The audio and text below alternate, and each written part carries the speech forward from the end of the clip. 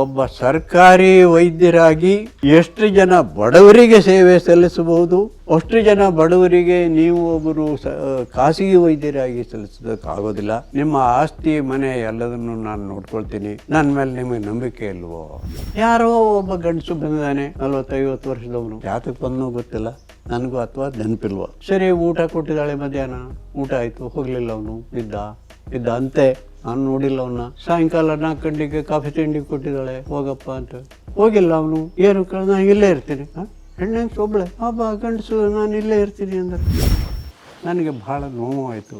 ಯಾಕೆ ಇದೆಲ್ಲ ಬೇಡ ಅಂತೇಳಿ ಹೇಳಿದೆ. ಅವಳು ಹೇಳೋದು ಒಂದೇ, ನೀವು ತಾಯಿ ಪ್ರೀತಿ ಕಳ್ಕೊಂಡಿದ್ದೀರಿ, ಮಕ್ಕಳಿಗೆ ತಾಯಿಗೆ ಇದು ಮಾಡಿ ಅನ್ನೋದು ಒಂದೇ. ಅವಾಗ ನಾನು ಯೋಚನೆ ಮಾಡಿದೆ, ನನ್ನ ಹತ್ರ ಲೈಸೆನ್ಸ್ ಜೋಡಗಳಿಗೆ ಬಂದೂಕಿತ್ತು ಬಾಯಿಲಿ, ನಿನಗೆ ಬಂದೂಕು ಹೊಡೆಯೋದು ಕಲಿತು. ಆವಾಗ ನನಗೆ ಹೆದರಿಕೆ ಇಲ್ಲ. ಮೊದಲನೇ ಪೇಷಂಟೇ ನಮ್ಮ ತಂದೆಗೆ ಇಂಜೆಕ್ಷನ್ ಕೊಡೋದನ್ನು ಅವಳಿಂದನೇ ಕಲಿಸಿದ್ದೆ. ಅವ್ರು ಕೊಡ್ತಿದ್ದು. ಆಯಿತಾ, ಇಂತಿಂಥ ಅವ್ರಿಗೆ ಹುಷಾರಿಲ್ಲದಾಗ ನಾನು ಹೇಳ್ತಾ ಇದ್ದೆ, ಇಂತಿಂಥ ಇಂಜೆಕ್ಷನ್ ಕೊಡು ಅಂತೇಳಿ. ಅವಾಗ ಫೋನ್ ಇರಲಿಲ್ಲ, ಕೊಡ್ತಾಯಿದ್ಲು. ಹಾಗಾಗಿ ಒಂದು ಮಿನಿ ಕ್ಲಿನಿಕ್ ಆಗಿತ್ತು. ಅವಳೊಬ್ಳು ಇಲ್ಲಿ ಡಾಕ್ಟ್ರೇ ಆಗಿದ್ಲು ಅಂತೇಳಿ ಹೇಳಿದ್ರು ತಪ್ಪಾಗ್ಲಿಕ್ಕಿಲ್ಲ. ಈ ಮನೆಗಾಗಿ ಅವಳು ಜೀವ ಸವಿಸಿದ್ದಾಳೆ, ಶ್ರಮಪಟ್ಟಿದ್ದಾಳೆ, ನನಗೆ ಕೀರ್ತಿ ತಂದಿದ್ದಾಳೆ. ಇವತ್ತು ನನಗೆ ರಾಜ್ಯೋತ್ಸವ ಪ್ರಶಸ್ತಿ ಬಂದಿದೆ ಅಂದರೆ ಅವಳಿಂದನೇ. ಒಂದು ಗಾದೆ ಇದೆ ಗಣಪತಿಯವರೇ, ಒಬ್ಬ ಪುರುಷನ ಯಶಸ್ಸಿನ ಹಿಂದೆ ಒಂದು ಮಹಿಳೆಯ ಶ್ರಮ ಇರ್ತದೆ.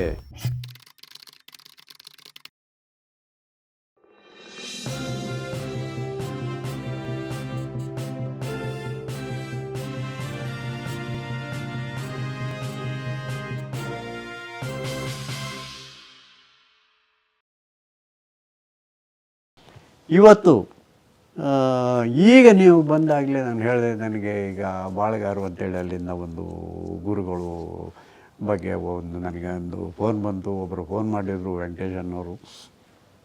ಹೀಗೆ ನೀವು ಇಲ್ಲಿ ಬಂದು ಒಂದು ಆರೋಗ್ಯದ ಬಗ್ಗೆ ಏನಾದರೂ ಇಲ್ಲಿಯ ಒಂದು ಸಮಾಜಕ್ಕೆ ನೀವು ಏನಾದರೂ ಸೇವೆ ಸಲ್ಲಿಸೋಕ್ಕೆ ಸಾಧ್ಯವಾ ಅಂಥೇಳಿ ಕೇಳ್ತಾ ಇದ್ದಾರೆ ಅಂದರು. ನನಗೆ ಅದು ಎಷ್ಟು ಸಂತೋಷ ಆಯಿತು ಅಂದರೆ ಅಷ್ಟು ಸಂತೋಷ ಆಯಿತು. ಖಂಡಿತ ನಾನೇ ಬಂದು ಗುರುಗಳ ಹತ್ರ ಮಾತಾಡಿ ಏನು ತೀರ್ಮಾನ ಮಾಡಬೇಕು ಅಂಥೇಳಿ ಅದನ್ನು ನಾವು ಚರ್ಚೆ ಮಾಡಿ ಅದರಲ್ಲಿ ನಾನು ಭಾಗವಹಿಸಿ ನನ್ನ ಕೈಲಾದ ಸೇವೆ ಸಲ್ಲಿಸ್ತೀನಿ ಅಂಥೇಳಿ ನಾನು ಹೇಳಿದ್ದೀನಿ. ಅದಾಯಿತು. ಇನ್ನು ನನ್ನ ಶ್ರೀಮತಿ ಬಗ್ಗೆ ಒಂದು ಹೇಳೋದಕ್ಕೆ ಇಷ್ಟಪಡ್ತೀನಿ ಗಣಪತಿಯವರೇ. ನಾನು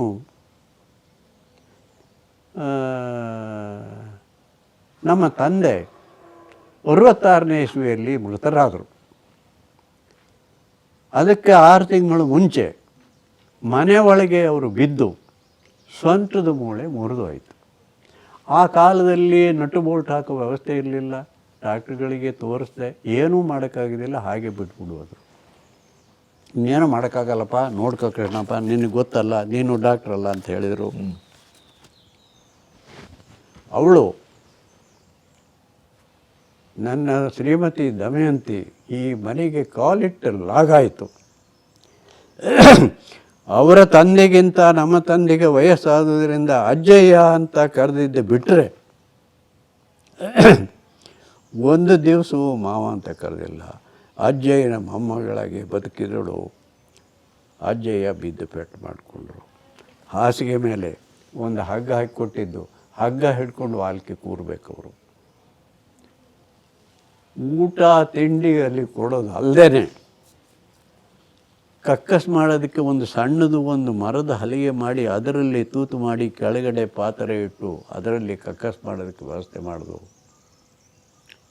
ನಾನು ಎಲ್ಲೋ ಓಡಾಡ್ಕೊಂಡಿದ್ದೆ. ತನ್ನ ಅಜ್ಜಯ್ಯನಾದ ಯಾವ ರೀತಿ ನೋಡ್ಕೊಂಡಿದ್ದಾಳೆ ಅಂದರೆ ಅದು ನಾನು ಹೇಳೋಕ್ಕಾಗೋದಿಲ್ಲ.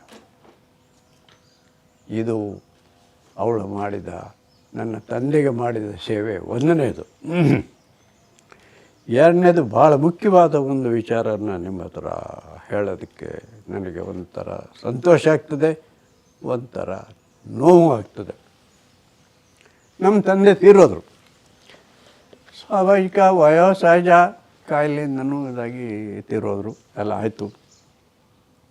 ನಾನು ಹೇಳಿದೆ, ನೋಡು, ನೀನು ಒಬ್ಬಳೇ ಆಗ್ತೀಯ, ಹಳ್ಳಿ ಮನೆ, ನಾನು ಎಲ್ಲೋ ಇರ್ತೀನಿ, ಭಾನುವಾರ ಒಂದು ದಿವಸ ಮನೆಗೆ ಬಂದು ಹೋಗೋದು ಬೇಡ, ನಾನು ರಾಜೀನಾಮೆ ಕೊಡ್ತೀನಿ, ಕಟ್ಯಾಕ್ಲಲ್ಲಿ ಒಂದು ಹೇಗೆ ಇದೆ ಒಂದು ಕ್ಲಿನಿಕ್ ಮಾಡ್ತೀನಿ ಅಂತೇಳಿ ಹೇಳಿದೆ ಗಣಪತಿಯವರೇ.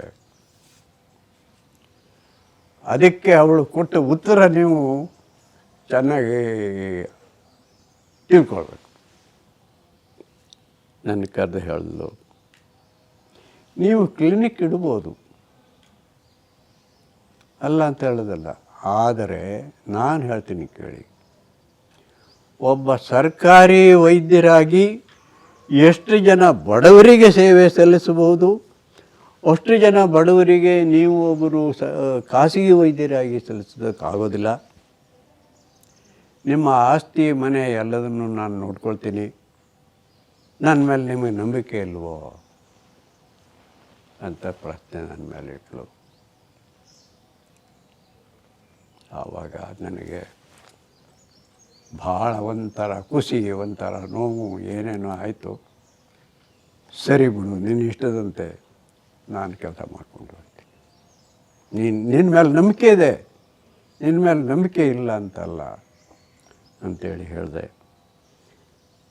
ಅದು ಏನು ಮಾಡಿದಾಳೆ ಬಿಟ್ಟಿದ್ದಾಳೆ, ಸಸ್ನಟ್ಟಿ, ಗದ್ದೆ ಕೊಯ್ಲು, ಅಡಿಕೆ ಕೊಯ್ಲು, ಯಾವ ಯಂತ್ರಗಳು ಇರಲಿಲ್ಲ, ಅದು ಏನು ಮಾಡಿದಾಳೆ ಬಿಟ್ಟಿದ್ದಾಳೆ ಅದನ್ನು ನಾನು ಹೇಳಕ್ಕೆ ಹೋಗಿಲ್ಲ, ಊರಿನ ಜನರಿಗೆ ಗೊತ್ತಿದೆ ಬಿಡಿ.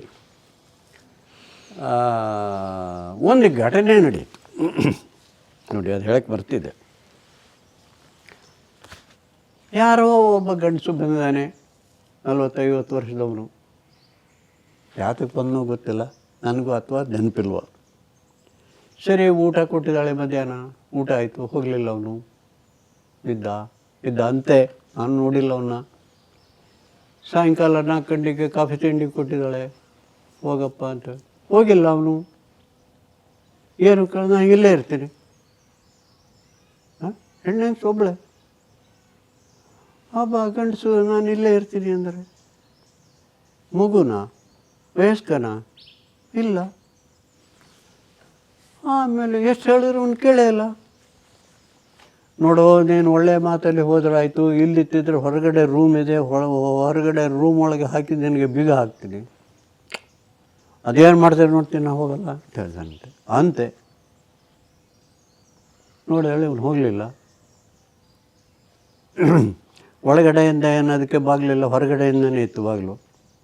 ಅವನು ಒಳಗಡೆ ಹಾಕಿ ಬಿದ್ದಿರಲಿ ಅಂತೇಳಿ ಹೇಳಿ, ನಿನಗೆ ಸಾಯಂಕಾಲ ಊಟ ಇಲ್ಲಿ ಕಳಿಸ್ತೀನಿ, ಒಳಗೆ ಊಟ ತಿನ್ಕೊಂಡು ಬಿದ್ದಿರು.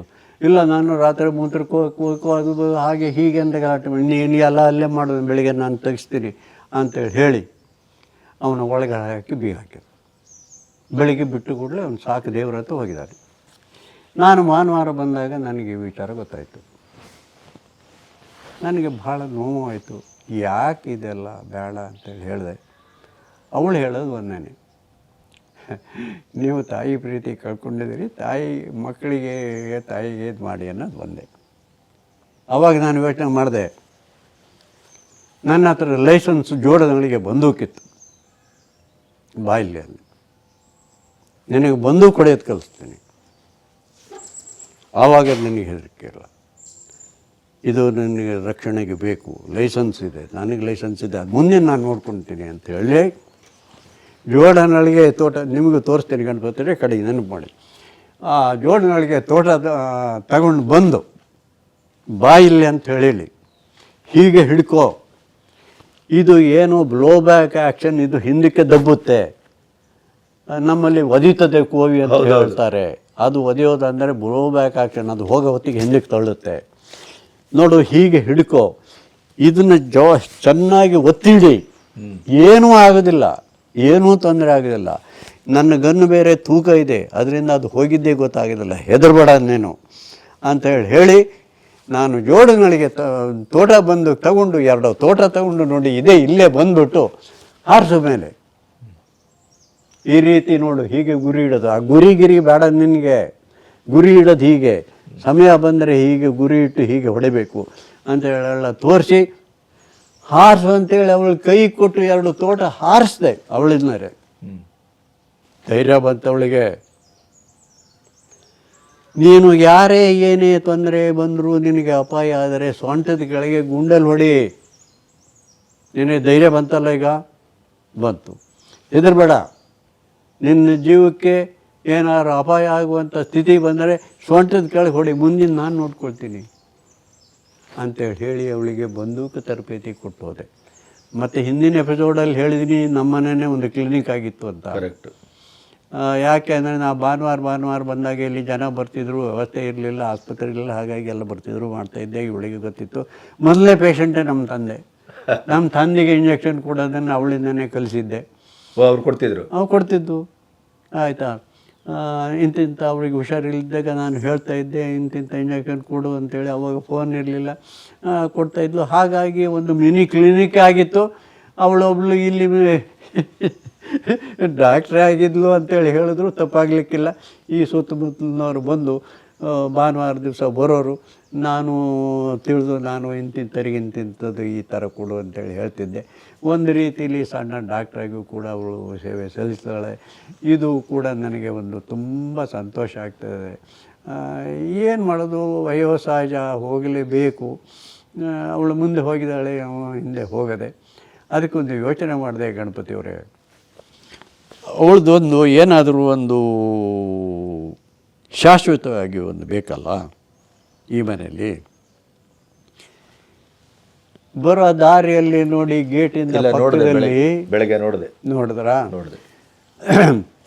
ಒಳ್ಳೆಯದೊಂದು ಗ್ರಾನೈಟ್ ಕಲ್ಲಲ್ಲಿ ಸ್ಮಾರಕ ಮಾಡಿಬಿಟ್ಟು AS ದಮಯಂತಿ ಜನನ ಎಷ್ಟನೇ ತಾರೀಕು, ಮರಣ ಎಷ್ಟನೇ ತಾರೀಕು ಅಂಥೇಳಿ ಭಾಳ ಚೆಂದ ಮಾಡಿ, ಆ ಕಡೆ ಹೂವೆಲ್ಲ ಬಿಡಿಸಿ ಭಾಳ ಚೆಂದ ಮಾಡಿ ಕೊಟ್ಟಿದ್ದಾನೆ. ಅದಕ್ಕೂ ಗ್ರಾನೈಟು ಒಂದು 4 ಅಡಿ ಕಟ್ಟಡ ಮಾಡಿ, ಅದಕ್ಕೂ ಗ್ರಾನೈಟು ಕಲ್ಲನ್ನೇ ಹಾಯಿಸಿ, ಅವಳದು ಒಂದು ನೆನಪಿಗೆ ಯಾರೇ ನಾಳೆ ಗೇಟಿಂದ ಒಳಗೆ ಮನೆಗೆ ಬರಬೇಕಾದ್ರೆ ಆ ಹೆಸರಲ್ಲಿ ಇರಬೇಕು. ಕರೆಕ್ಟ್. ಈ ಮನೆಗಾಗಿ ಅವಳು ಜೀವ ಸವಿಸಿದ್ದಾಳೆ, ಶ್ರಮಪಟ್ಟಿದ್ದಾಳೆ, ನನಗೆ ಕೀರ್ತಿ ತಂದಿದ್ದಾಳೆ. ಇವತ್ತು ನನಗೆ ರಾಜ್ಯೋತ್ಸವ ಪ್ರಶಸ್ತಿ ಬಂದಿದೆ ಅಂದರೆ ಅವಳಿಂದನೇ. ಒಂದು ಗಾದೆ ಇದೆ ಗಣಪತಿಯವರೇ, ಒಬ್ಬ ಪುರುಷನ ಯಶಸ್ಸಿನ ಹಿಂದೆ ಒಂದು ಮಹಿಳೆಯ ಶ್ರಮ ಇರ್ತದೆ. ಕರೆಕ್ಟ್ ಅಂಥೇಳಿ ಒಂದು ಗಾದೆ ಇದೆ. ನನ್ನ ಇವತ್ತಿನ ಆ ಒಂದು ಪ್ರಶಸ್ತಿ ಬರೋದಕ್ಕೆ ಅವಳ ಶ್ರಮವೇ ಕಾರಣ ಅಂತೇಳಿ ಹೇಳೋದಕ್ಕೆ ನಾನು ಬಯಸ್ತೀನಿ.